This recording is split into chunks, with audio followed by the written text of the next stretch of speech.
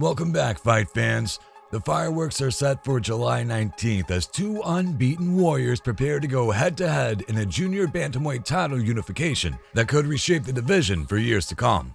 Jesse "Bam" Rodriguez, one of the pound-for-pound elite and a sensation from San Antonio, will lock horns with South African's underdog-turned-champion Phumelela Kafu at the Star in Frisco, Texas. Both fighters walk into the ring undefeated. Both carry world titles, and both know the road to supremacy is paved with only one thing: absolute victory. But when you look beyond the records and belts, what you'll find is a clash of styles, narratives, and legacies in the making. One has been tipped as the next legend slayer, the other is carving out a legend of his own. And while the casual fan may see Bam as the heavy favorite, those in the know understand that Kafu didn't come this far to be anyone's stepping stone. Jesse Rodriguez is only 25, yet he fights like a seasoned veteran who's seen it all and done it twice. With a perfect record of 21-0 and 14 knockouts to his name, Rodriguez isn't just defending his WBC strap, he's defending a growing reputation that already places him at number 7 on ESPN's pound-for-pound list. This isn't just a guy who beats opponents, he dismantles them. Just ask Juan Francisco Estrada or Pedro Guevara, both of whom fell to Bam in clinical fashion. He's beaten future Hall of Famers like Srisaket Suarungvasai and outpointed slick movers like Sonny Edwards. There's a quiet coldness in the way Rodriguez fights, a confidence rooted not in arrogance, but in his complete command of the ring. From range control to feinting to body picking, Bam isn't flashy, he's surgical. And with Robert Garcia in his corner, the technical edge often tilts his way before the first bell rings. But what happens when that scalpel meets something tougher than it's ever cut through before? Step in, Phumelela Kafu. 11-0-3. With 8 knockouts, the WBO champion may not carry the same promotional hype or global recognition, but make no mistake, this man is no filler opponent.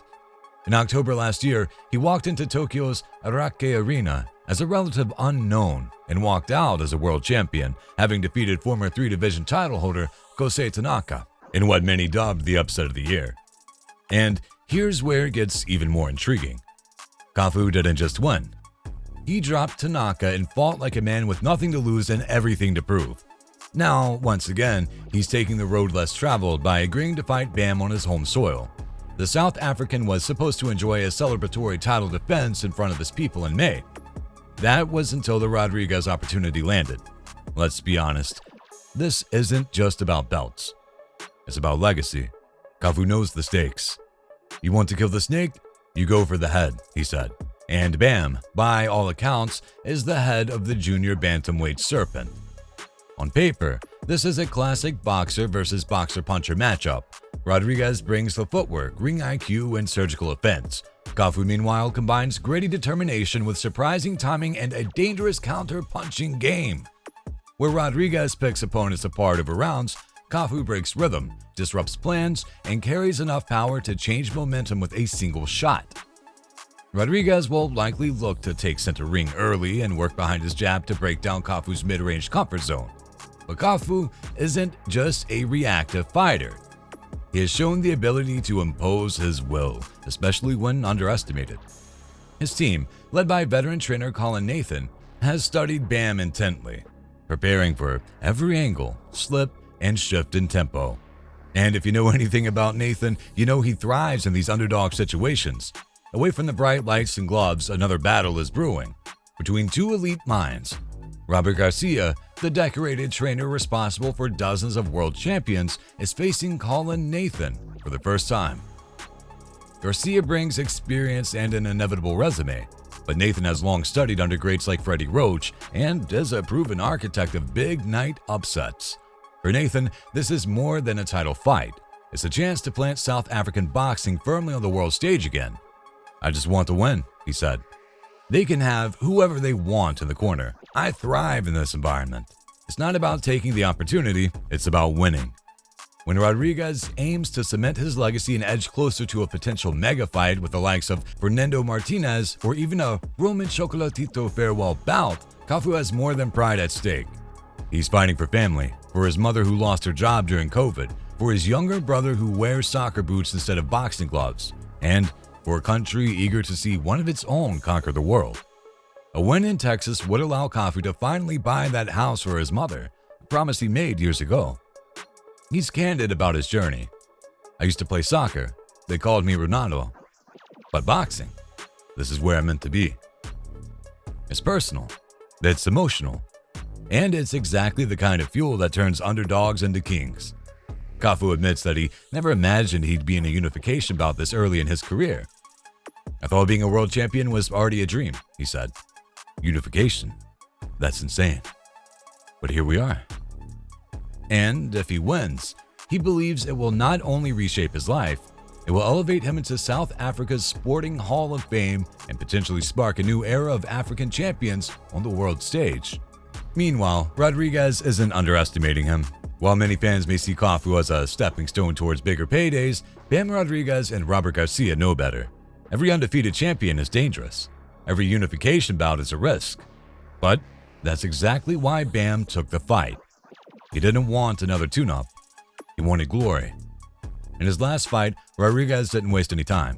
He closed the show in the third round, capping his performance with back-to-back knockdowns. After the second one, Pedro Guevara stayed down, mouthpiece out, eyes to the ceiling.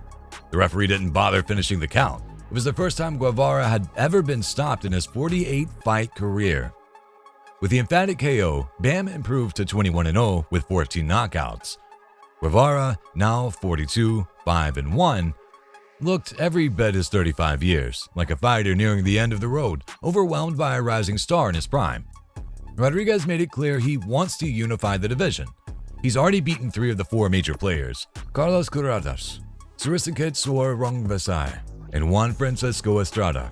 Only Roman Chocolatito Gonzalez remains, and though there's no title on the line, completing the sweep of legends would be a legacy move. Still, some voices in the sport, like everything boxing, are pushing for a unification bout with the winner of Kazuko Ioto versus Fernando Daniel Martinez. That might make more sense, at least for now. And looming even larger, Naoya Inoue. If Bam ever climbs high enough to meet the Japanese pound-for-pound king, it could be a super fight for the ages. But first, he has to pass the Kafu test. While the spotlight is firmly on Bam and Kafu, the undercard isn't to be ignored. Super middleweight prospect Diego Pacheco, 23-0, 18 knockouts, faces veteran Trevor McCombie, 28-1, 21 knockouts, in what promises to be an explosive co-main event. Pacheco, only 24, is riding high after a dominant win over Steve Nelson, while McCombie looks to rebound from a career-defining loss to Caleb Plant. Expect fireworks, but make no mistake, the main event is where the thunder will roll loudest. Let's not sugarcoat it. Jesse Rodriguez is the favorite, and rightfully so. He's younger, sharper, and has been tested against high-caliber opposition. But boxing isn't fought on paper. It's fought in the trenches, where game plans crumble and pressure reveals who wants it more. And Kafu, he's been here before, on enemy turf, as the underdog, with promises to keep and dreams to chase. He's shocked the world once, and he's come to Texas not for the lights, but for the legacy. If Bam wins, he adds another layer to an already compelling career. If Kafu wins, it'll be remembered as one of the most significant victories in modern South African boxing history. Whatever happens, one thing's for sure. This isn't just a fight. It's a defining moment, and it's coming fast. What do you think will happen when these two champions collide? Let us know in the comments, and don't forget to catch every moment of this potential Fight of the Year contender on July 19th. Because on that night, in Texas, someone's zero has got to go. And with it, a new king will rise. Until next time, fight fans,